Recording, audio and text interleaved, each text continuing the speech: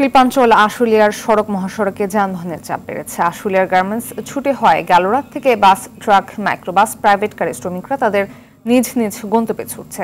সকাল থেকে নবীনগর চন্দ্রা মহাসড়কের বাইপাইল, ডিইপিজেড, বলিভদ্র, শ্রীপুর, জিরানি বাজার, কবিরপুর বাস স্ট্যান্ড সহ বাইপাইল, আবদুল্লাপুর, সিএনবি, আশুলিয়ার সড়কগুলোতে যানজট দেখা দিয়েছে।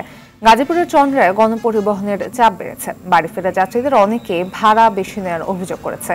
ঢাকা টাঙ্গাইল যমুনা সেতু মহাসড়কেও বেড়েছে যানবাহনের চাপ। যাত্রীদের নিরাপদে বাড়ি ফেরাতে পুলিশের পাশাপাশি কাজ করছে সেনাবাহিনী। দক্ষিণ পশ্চিমাঞ্চলের প্রবেশপথ পদ্মা সেতুতেও যানবাহনের চাপ রয়েছে। সিরাজগঞ্জে যমুনা সেতু পশ্চিম সংযোগ মহাসড়কে যানবাহনের চাপ বাড়লেও যানজট সৃষ্টি হয়নি।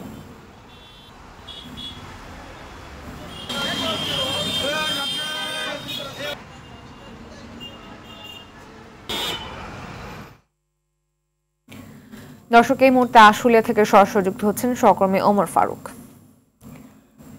ফারুক, শিল্প কারখানাগুলো ছুটির পর থেকে তো সড়কে যানবাহনের চাপ বেড়েছে, তো এই মুহূর্তে কি অবস্থা দেখছেন আমাদের জানাবেন।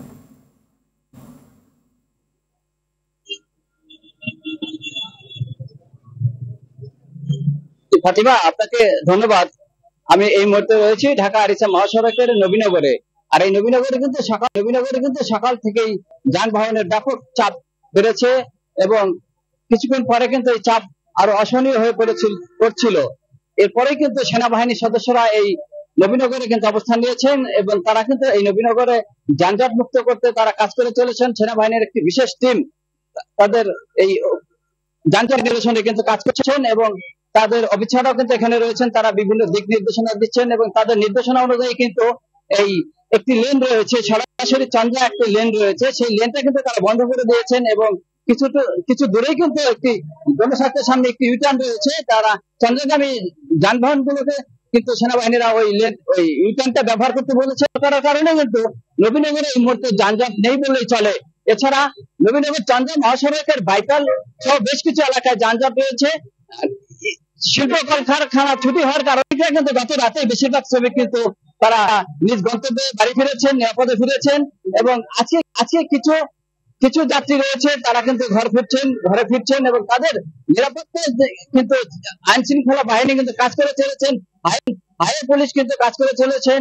ঢাকা জেলা পুলিশ, বিভিন্ন শৃঙ্খলা বাহিনীর সদস্যরা কিন্তু মাঠে রয়েছেন যাতে যাত্রীরা নিরাপদে বাড়ি যেতে পারে এবং তারা কোনো অঘটন না ঘটে। এবার যাত্রীরা কিন্তু নিরাপদে ঘরে ফিরছেন এবং দুপুরের পরে কিন্তু যানজট কিছুটা হলে কমে যাবে বলে তারা আমাদেরকে জানিয়েছেন।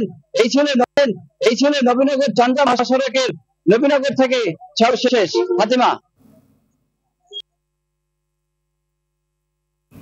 ধন্যবাদ।